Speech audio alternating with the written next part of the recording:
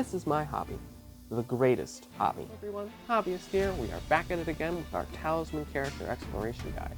And previously, we have covered the Conjurer and how her abilities are somewhat useful. It all depends up to your interpretation.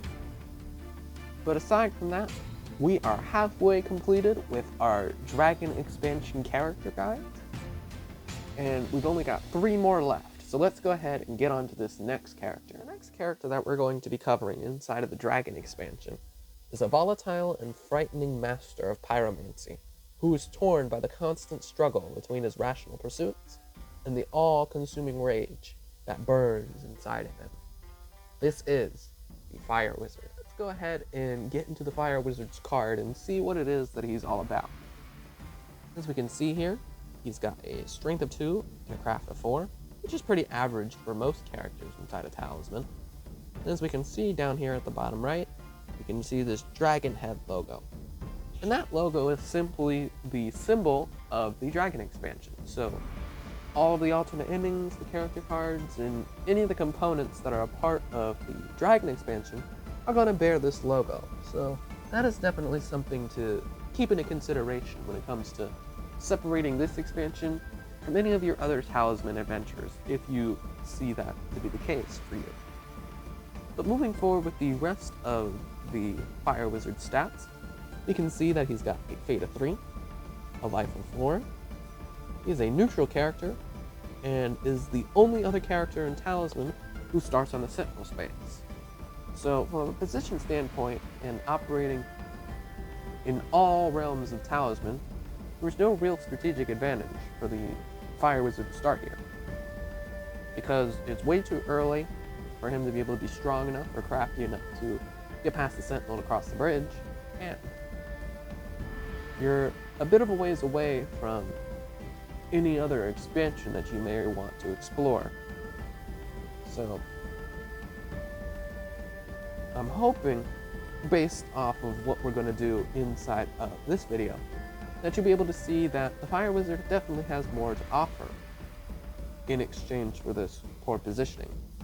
And that is, at the start of your turn, you may gain 1 spell if your craft allows. So right now, the Fire Wizard has a craft of 4. If you remember from our base game tutorial, where we talked about the ratio of craft spells, we can understand that the Fire Wizard only is allowed to have 1 spell at a time. However, as we increase this craft, we'll eventually be able to carry 3 spells at a time. And that is definitely something that you want to have. But just understand this. The fact that it says at the start of your turn you may gain a spell is a similar loophole that the Warlock from the Frostmarch expansion has, which is it's always at the start of his turn. It's not he constantly always has a spell like the Conjurer. So there is an open window in between the spellcasting of the Fire Wizard in order to attack him with strength that the Dragon Rider or the Dragon Priestess is able to have access to, or any other characters that may or may not be strength-based. So that is definitely something to keep in mind if you're playing as the Fire Wizard. But this second character ability is definitely something that, at first, I underestimated how powerful this ability was, but then after reading it and being able to play through it myself, I realized the value in it, which is, you may hurl a pyroblast whenever you are about to engage in battle with a character or a creature. Roll 1 die and add your craft. If the score is higher than the character's strength, he must lose 1 life. If the score is higher than the creature's strength, it is killed. Enemies killed may not be taken as trophies. If the score is equal to or lower than the character or creature's strength, the pyroblast has no effect, and the battle is resolved normally, except you may not roll a die for your attack roll. Okay, so that was a lot of explanation when it comes to just that one ability in of itself of the Fire Wizard. So in order to break this all down, it simply is you are able to charge up a fireball with your craft. So this pyroblast is something that you want to use against dragons, creatures, characters that may or may not be stronger than you are. because based on the stats that we saw, he's not very high on strength. So he's going to be very vulnerable to Varthrax's deck, who specializes only in strength, and a mixture of Catarus's deck. Gorillapis not so much, because even though they're all craft-based, and there is some high craft stuff in there, over time, the Fire Wizard is going to have a lot easier of a chance of building up craft than he is with strength. And being able to use this Pyroblast to essentially just throw a fireball at whatever is in your way, because with a craft of 4, let's say, and a basic dragon base game is just strength of 7, if you're able to use that 4 and simply just roll higher than 3, you automatically kill it. That's how powerful that ability is, though. It's not your attack score that has to be higher. Pyroblast is simply just, if it's a strength 10 dragon, if you aren't able to really match it, because even rolling a 6, it's equaling it, and it'll be no effect. However, if anything lower than a strength 10, 9, 8, 7, so on and so forth, then you can simply Pyroblast it and get it out of your way. If there's a plethora of events inside of the Draconic Lord decks to where certain spaces might be flooded with nothing but dragons. So being able to use that Pyroblast against the dragons that are going to be more difficult for you to take out is definitely something that you want to do. Because then you can take on the weaker stuff that you feel more confident in, and then being able to use those as trophies to build up your stats even more. Then as you build up your stats, you might be able to use your Pyroblast less and less frequently. Or you might turn your attention to more PvP action, to where you'll then want to just simply use the Pyroblast against other characters. So that is definitely a very powerful ability to have in your arsenal.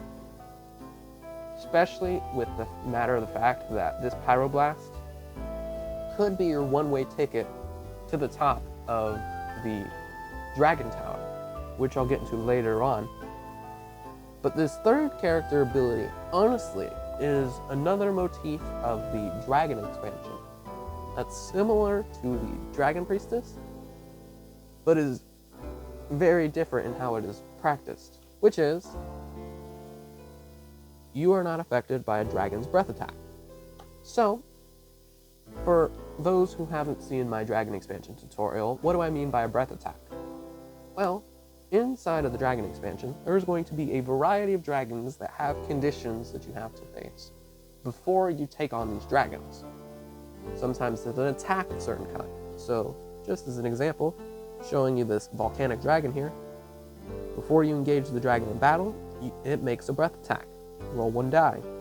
If the result is equal to or higher than your craft, you must discard all of the cards on the space. It will remain here until it is killed. So, this breath attack is just simply this roll condition, and this is prior to facing this dragon that has a strength of 8. With the Fire Wizard, you don't have to worry about this. You can simply just ignore this breath attack, be fully protected by it, and if you see fit, just throw a Pyroblast at this dragon and just take it out. Because as long as you're rolling a 4 or higher, because remember, it's more so tying into what his strength value is, not whatever his attack score is going to be. If you roll a 4 or higher with your Pyroblast, you automatically beat this, and it just gets destroyed. And that makes sense because you're literally throwing a fireball. You're going to burn it to death. So, let me go ahead and now transition for you guys into an endgame perspective with the Fire Wizard, and what all it is that he's going to be able to accomplish with these 3 abilities in mind. As I mentioned earlier, inside of the Dragon Tower, we see that all of these drawing locations, if you remember from the tutorial, are all going to be from whoever the current Dragon King is. This is important because the Fire Wizard is going to specialize in craft. So Gorillapis is going to be the dragon who is going to play the most into your favor, whereas Varthrax and Catarus aren't going to do so as much. So if Varthrax or Catarus are king, then that Pyroblast could be the difference between you dying and you being able to make it to the top. Because Varthrax has some pretty strong dragons when it comes to the strength side of things, and the Fire Wizard isn't going to particularly favor in that regard. So being able to use that Pyroblast, after of course building your craft high enough, essentially allows you to just go around the problems that Varthrax would otherwise have on you with you being a craft-based character. So with Catarus, it's always a mixture. Sometimes you're going to get those craft dragons that you can easily beat on your own, and sometimes you're going to get those strength dragons. They're going to be a little bit more difficult. But again, those Pyroblasts are going to be able to take that out of the way for you if you manage to build your craft high enough to where your Pyroblast is going to kill anything, regardless. And then, of course, with each thing that it's killed, it doesn't necessarily be that you have to take it as a trophy. You'll be able to advance. So if you build your craft high enough, you'll make your Pyroblast powerful enough where you could easily shoot your way straight up to the top of the Dragon Tower to face whoever the current Dragon King is. So now, let's go ahead and shift back and see what that would look like on the more simple Dragon Realm. In comparison, the Dragon Realm is way simpler than the Dragon Tower when it comes to its objective. So, the Dragon Realm, if you don't remember from our tutorial, was just more so focused on being a dragon-themed inner region that still has its fair share of challenges, especially because the Dragon Realm is going to more so play into the scales that you possess, plus whatever scales that are on the Draconic Lords cards at the time. And then there's the additional challenge of the matter in which you still need a talisman in order to get inside the Crown of Command, whereas with the Dragon Tower you don't. So, with this being the forefront of the matters, and that craft could play into your specialty, it would be fair to say that you could, in theory, go across the Crypt Way and then be able to make your way against the strength-based enemies, because then you can just use your Pyroblast and take them out and move forward. That honestly would be the easier of the two, especially considering that the Dragonstone Mines is going to be strength-based, and then everything past that is more so going to be craft-based. So, when it comes to this inner region, it's definitely way easier because there's way less variables to take into consideration as far as how easy or how difficult this track is going to be. Overall, what do I think of the Fire Wizard? I think he's a character that is honestly pretty slept on. Because, as I mentioned before, I underestimated his Pyroblast ability, and just how well that counteracts strength-based characters, and how well it counteracts Varthrax and Catarus. Because building your craft high enough, it's not going to matter if it's strength-based. So, Fire Wizard is probably the third best character, if you ask me, out of all the Dragon expansion characters, and just how well they're able to take on the challenges that the Dragon expansion presents inside of the Land of Talisman. So, definitely keep him inside of your list of characters to pick if this is the expansion that you're going to be playing with. But other than that, this concludes the Fire Wizard video. I thank you guys so much for watching, and I'll see you guys in the next one.